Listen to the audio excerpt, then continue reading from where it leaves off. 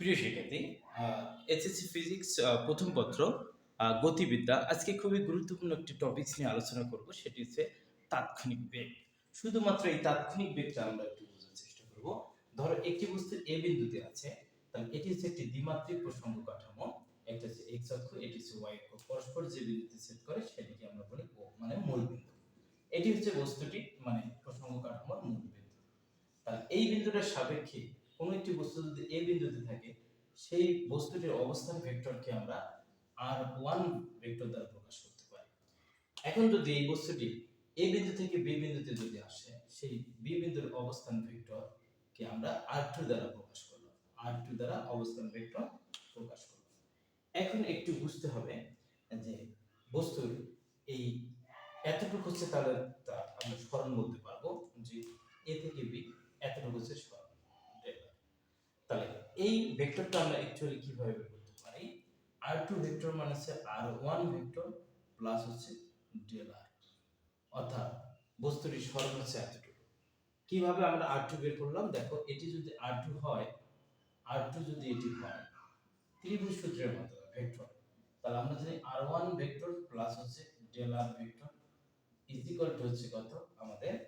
তাহলে এই দুটো ভেক্টরের ডিরেকশন হচ্ছে একই দিকে, আর r2 টা হচ্ছে আমাদের বিপরীত দিকে। ওকে, তাহলে বিপরীত দিকে যেটি হবে সেটি তার লব্ধি নির্দেশ করবে। এজন্য r2 r1 প্লাস হচ্ছে ডেল r। তাহলে প্রিয় শিক্ষার্থী, আমরা এই r2 কিভাবে বের করতে হয় সেটা আমরা শিখলাম। r2 ভেক্টরটুকু, তাহলে এই যে সরণটুকু হলো, এই সরণটুকু হইতে কিন্তু একটু টাইম লাগবে।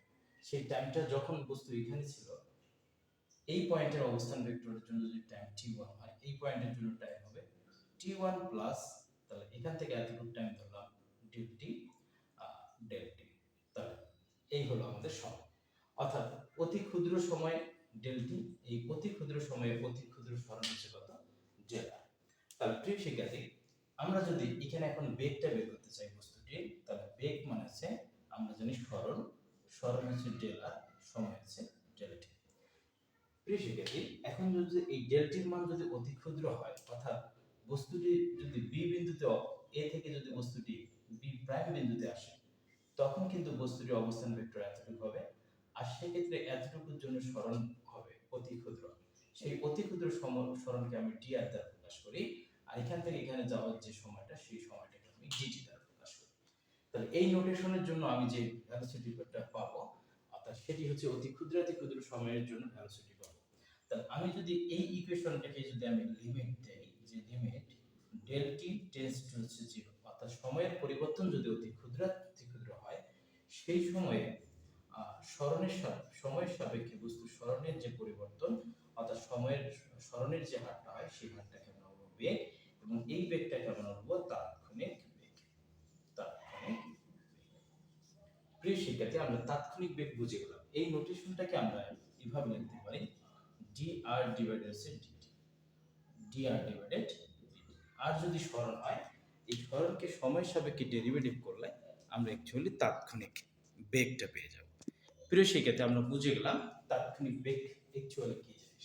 অর্থাৎ তাৎক্ষণিক বেগের ইকুয়েশন হবে v limit del t tends to 0 del r divided del t, অথবা v del r divided del t। এখানে r টি হচ্ছে আমাদের সরণ। অর্থাৎ কোন একটি সরণকে যদি আমরা সময়ের সাপেক্ষে অন্তরীকরণ করি, তাহলে তাৎক্ষণিক বেগ আমরা পেয়ে যাব। এখন আমরা এই বেগ দেখব, বেগ দুই রকম হবে। একটি হচ্ছে সমবেগ আর একটা হচ্ছে অসমবেগ। তাহলে বেগ হচ্ছে দুই রকম, একটি হচ্ছে সমবেগ, একটি হচ্ছে অসমবেগ। তাহলে প্রিয় শিক্ষার্থী, বেগ দুই রকম আমরা পাবো। একটি হচ্ছে সমবেগ, আর একটি হচ্ছে অসমবেগ। তাই এই সমবেগ মানে কি? যদি কোনো একটি বস্তুর সময়ে ধ্রুব থাকে, তাহলে তাকে সমবেগ বলা হয়। বেগ যদি সব সময় ধ্রুব থাকে, অর্থাৎ এই পয়েন্ট থেকে একটি বস্তু যাত্রা শুরু করলো ভি বেগে, টি সময় পর যদি সে এ থেকে বি বিন্দুতে যায়, বি বিন্দুতে গিয়েও যদি এ থেকে বি পর্যন্ত বস্তুটির ভেলোসিটি সর্বদাই ভি থাকে, তাহলে এই বেগকে আমরা বলবো সমবেগ। আর অসমবেগটা কি? দেখো, এ বিন্দু থেকে একটি বস্তু যাত্রা শুরু করলে ইউ বেগে, টি সময় পর বস্তুটি বি বিন্দুতে চলে আসলো, বি বিন্দুতে এসে যদি বেগ পরিবর্তিত হয়ে বি হয়ে যায়, তখন এই জায়গায় আমরা দেখতেছি বেগের পরিবর্তন হয়েছে। আদি বেগ হচ্ছে ইউ এবং শেষ বেগ হচ্ছে কত? আদি বেগ হচ্ছে ইউ, আদি বেগ ইউ এবং শেষ বেগ হচ্ছে ভি। অর্থাৎ এই বেগ সমান নেই, যার কারণে এখানে বলবো অসমবেগ। মনে রাখতে হবে সমবেগের ক্ষেত্রে ত্বরণ ইজ ইকুয়াল টু 0 আর অসমবেগের ক্ষেত্রে ত্বরণ বিদ্যমান থাকে। প্রিয় শিক্ষার্থী, আমরা বেগ দুই প্রকার এটা আমরা শিখে গেলাম, একটি হচ্ছে সমবেগ আর একটি হচ্ছে অসমবেগ। এবার আমরা একটু ত্বরণ নিয়ে কথা বলব। এক্সিলারেশন, ত্বরণ জিনিসটা কি? তাহলে এখন আমাদের যে টপিকসটা সেটি হচ্ছে ত্বরণ আমরা নিয়ে কথা বলবো। ধরো একটি বস্তু এই পয়েন্ট থেকে যাত্রা শুরু করলো, এ বিন্দু থেকে যাত্রা শুরু করলো, এ বিন্দুতে আদি বেগ হচ্ছে বস্তুটি u, u is equal to আমরা লিখলাম আদি বেগ।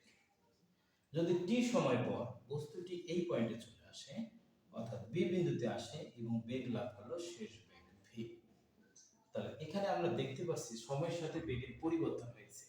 আমি যদি এখন লিখি যে টি সময়ে বেগের পরিবর্তন, বেগের পরিবর্তন কতটুকু বেগের পরিবর্তন হলো? শেষ বেগ মাইনাস আদি বেগ। টি সময় বেগের পরিবর্তন ভি মাইনাস ইউ। তাহলে একক সময় বেগের পরিবর্তন কতটুকু হলো? 1 সেকেন্ডে বেগের পরিবর্তন হবে V minus U divided by T. এই যে একক সময়ে কোনো একটি বস্তুর বেগের যে পরিবর্তন, সেটিকে আমরা বলি ত্বরণ। তাহলে এখান থেকে এই জিনিসটাকে আমরা ত্বরণ, ত্বরণ মানে ভি মাইনাস ইউ ডিভাইডেড টি। অর্থাৎ সময়ের সাথে বস্তুর বেগের যে পরিবর্তন হয়, অর্থাৎ বস্তুর বেগ বৃদ্ধির যে হারটা, অর্থাৎ ত্বরণ হবে তখনই যদি আদি বেগের মানের থেকে যদি শেষ বেগের মানটা বেশি হয়, অর্থাৎ ভি যদি বেশি হয়, সেক্ষেত্রে আমরা ত্বরণ পাবো। সেক্ষেত্রে বেগ বৃদ্ধির পরিবর্তনটা হবে পজিটিভ, অর্থাৎ টি সময় বেগের পরিবর্তন আসবে পজিটিভ। আর বেগের পরিবর্তনের যে হারটুকু হবে, এখন 1 সেকেন্ডে বেগের পরিবর্তন যতটুকু হবে সেটাকে আমরা বলবো ত্বরণ। অর্থাৎ আমরা আরেকভাবে বলতে পারি বেগ বৃদ্ধির হারকে ত্বরণ বলা হয়। এখন এই ত্বরণ যদি আমরা এটা মেজারমেন্ট করি, তাৎক্ষণিক ত্বরণ যদি মেজারমেন্ট করি, তাহলে কি হয় দেখো। আমরা এখন শিখব যে তাৎক্ষণিক ত্বরণ, তাৎক্ষণিক ত্বরণ। তাহলে একটু আগে আমরা যে ত্বরণের ইকুয়েশনটা শিখলাম, যে ত্বরণ মানে উপরে থাকবে যে বেগের পরিবর্তন, বেগের পরিবর্তন, বেগের পরিবর্তন থাকতে হবে উপরে, আর হচ্ছে সময়ের পরিবর্তন থাকবে নিচে, পরিবর্তন। তার উপরে হচ্ছে বেগের পরিবর্তন, নিচে হচ্ছে সময়ের পরিবর্তন। এখন তাৎক্ষণিক ত্বরণ জিনিসটা কি দেখো, যদি এই বস্তুটা এ থেকে যদি ধরো এই পয়েন্টে আসে, ধরো এই পয়েন্টে যদি আসে, এ থেকে ধরো বি প্রাইম বিন্দুতে আসলো, আর তার সময় লাগলো হচ্ছে ধরো ডিটি, আর ডিটি সময় বেগের পরিবর্তন ধরলাম হচ্ছে আমরা ডেল ভি। এখন এই ক্ষেত্রে আমি যদি ত্বরণ হিসাব করি, তাহলে উপরে হচ্ছে ডেল ভি মানে হচ্ছে বেগের পরিবর্তন, আর ডেল টি মানে হচ্ছে সময়ের পরিবর্তন। এই ডেল টি মানে হচ্ছে সময়ের পরিবর্তন, আর ডেল ভি মানে হচ্ছে বেগের পরিবর্তন। তাহলে বেগের পরিবর্তন থাকবে উপরে, সময়ের পরিবর্তন থাকবে হচ্ছে নিচে। তাহলে আমি পাবো ত্বরণ। এই ক্ষেত্রে যে ত্বরণটা হয়, অ্যাকচুয়ালি এই ত্বরণটা আমাদের আসে গড় ত্বরণ। ওকে, এবং ত্বরণের যদি আমরা আরো সঠিক মান পেতে চাই, অ্যাকচুয়াল মান পেতে চাই, তাহলে এবার আমাদের যে কাজটি করতে হবে, এই ডেল টি এর উপর শর্ত দিতে হবে। কি রকম শর্ত? ধরো আমি যদি বলি limit del t tends to 0, অর্থাৎ সময়ের পরিবর্তন যদি অতি ক্ষুদ্র হয়, সময়ের পরিবর্তন অতি ক্ষুদ্র হলে এই বস্তুটা এখন আরো কোথায় চলে আসবে, আরো চলে আসবে। আমরা একটু বোঝার জন্য একটু লিখি। ধরো আগে বস্তুটা এখানে ছিল, এটি ছিল, তাহলে এতটুকু ছিল আমাদের ধরো ডেল টি, আর এতটুকু ছিল হচ্ছে ডেল ভি। ওকে, এখন যদি এই বস্তুটা জাস্ট এখান থেকে যদি এই পয়েন্টে যদি বস্তুটা চলে আসে, সেক্ষেত্রে দেখো এবার সময়ের পরিবর্তন অতি ক্ষুদ্র হবে। অতি ক্ষুদ্র পরিবর্তনটাকে আমরা ডিটি দ্বারা প্রকাশ করলাম, আর এই অতি ক্ষুদ্র সময়ের পরিবর্তনের জন্য বেগের পরিবর্তনকে আমরা ডিভি দ্বারা প্রকাশ করলাম। তাহলে আমরা যদি এখন নোটেশনটা দিই, অর্থাৎ ডেল টি এর পরিবর্তন যত ক্ষুদ্র হবে, ততই বস্তুটা এই বিন্দুর কাছাকাছি আসবে। তাহলে ডেল টি এর পরিবর্তন যদি শূন্যের কাছাকাছি হয়, সেক্ষেত্রে ডেল ভি এর সাপেক্ষে, অর্থাৎ ডেল টি এর সাপেক্ষে ডেল ভি এর যে পরিবর্তন, অর্থাৎ সময়ের সাথে বেগের যে পরিবর্তন, সেই পরিবর্তনটিকে আমরা বলি তাৎক্ষণিক ত্বরণ। আর এই তাৎক্ষণিক ত্বরণটাকে আমরা এই পুরো নোটেশনটাকে আমরা লিখতে পারি ডিভি ডিভাইডেড হচ্ছে ডিটি। অর্থাৎ এই জন্য সময়ের সাথে বেগের ইকুয়েশনগুলোকে যদি আমরা ডিফারেন্সিয়েশন করি তাহলে ওই বেগের অতি ক্ষুদ্রাতি ক্ষুদ্র পরিবর্তন বের হবে। আর এই অতি ক্ষুদ্রাতি ক্ষুদ্র পরিবর্তনকে আমরা অ্যাকচুয়ালি বলবো তাৎক্ষণিক ত্বরণ। যদি আমরা এইরকম একটা ইকুয়েশন এখন দেখি, তাহলে এইরকম যদি আমরা একটা ইকুয়েশন দেখি যে ধরো v is equal to 2t square plus 3t plus 8।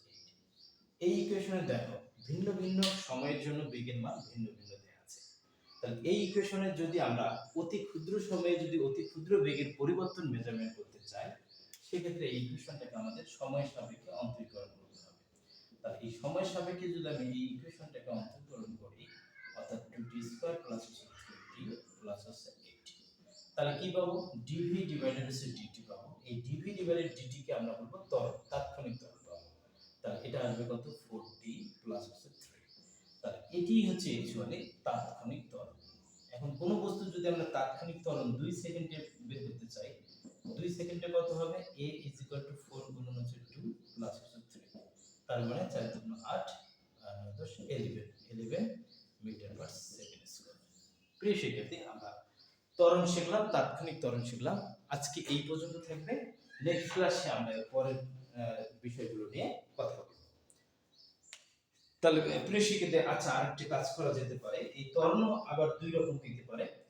একটি হচ্ছে সুষম ত্বরণ আর একটা হচ্ছে অসম ত্বরণ। তাহলে আমরা মোটের উপর ত্বরণ দুই প্রকার আমরা জানবো, একটা হচ্ছে সমত্বরণ আর একটা হচ্ছে অসম ত্বরণ। এই ত্বরণ আবার হতে পারে দুই রকম। ত্বরণ দুই রকম হতে পারে। একটি হচ্ছে সমত্বরণ আর একটি হচ্ছে অসম ত্বরণ। সমত্বরণ জিনিসটা কি? ত্বরণ যদি বিভিন্ন সময়ে বিভিন্ন রকম হয় তখন তাকে আমরা বলবো অসম ত্বরণ। অর্থাৎ ভিন্ন ভিন্ন সময়ের জন্য ত্বরণের মানটা যদি ভিন্ন ভিন্ন হয়, সময়ের পরিবর্তন ভিন্ন ভিন্ন হলে সময়ের ত্বরণের মান যদি ভিন্ন ভিন্ন আসে, অসম ত্বরণ। এটাকে আমরা বলবো সমত্বরণ। ত্বরণ যদি সবসময় ধ্রুব থাকে, তাহলে সমত্বরণ জিনিসটি কি? সমত্বরণটা হচ্ছে ত্বরণ যদি সর্বদাই ধ্রুব থাকে, অর্থাৎ সময়ের পরিবর্তনে ত্বরণের মানটা সবসময় যে ধ্রুব থাকে, সেই ত্বরণকে আমরা বলবো সমত্বরণ। আর অসম ত্বরণ কাকে বলবো আমরা? সময়ের পরিবর্তন যদি ভিন্ন ভিন্ন হয়, ত্বরণের মানও যদি ভিন্ন ভিন্ন হয়, অর্থাৎ ভিন্ন ভিন্ন সময়ে ত্বরণের মান যদি ভিন্ন ভিন্ন আসে, সেই ত্বরণকে আমরা বলবো অসম ত্বরণ। প্রিয় শিক্ষার্থী, আমরা এই দুটো জিনিস মাথায় রাখবো যে একটি হচ্ছে সমত্বরণ আর একটি হচ্ছে অসম ত্বরণ। ত্বরণ যদি সবসময় ধ্রুব থাকে তাহলে তাকে আমরা বলবো সমত্বরণ। আর এই সমত্বরণের একটি এক্সাম্পল দেওয়া যেতে পারে পড়ন্ত বস্তু। মুক্তভাবে যখন একটি বস্তু নিচে পড়বে তখন জি ত্বরণে পড়ে, এটা সব সময় 9.8 মিটার পার সেকেন্ড থাকে, যার কারণে এই ত্বরণকে আমরা বলি সমত্বরণ। আর অসম ত্বরণের ক্ষেত্রে যে জিনিসটা হয়, মনে করো সময়ের সাথে সাথে দুইটা ঘটনা ঘটতে পারে। ত্বরণের মান ভিন্ন ভিন্ন হইতে পারে অথবা দিক ভিন্ন ভিন্ন হইতে পারে। সেক্ষেত্রে যে আমাদের ঘটনা হয়, অর্থাৎ সময়ের পরিবর্তনে ত্বরণের মানটাও যদি পরিবর্তন হয়, তাকে আমরা বলি অসম ত্বরণ। প্রিয় শিক্ষার্থী, আমরা শিখে গেলাম। আজকের এই লেকচার এই পর্যন্ত থাকবে। যদি ভিডিওটি ভালো লাগে অবশ্যই লাইক, শেয়ার এন্ড কমেন্ট করবে। আমরা নেক্সট চ্যাপ্টারে আমরা গতির যে সমীকরণগুলো আছে এই সমীকরণগুলো নিয়ে কথা বলবো। সবাই ভালো থাকবে, সুস্থ থাকবে।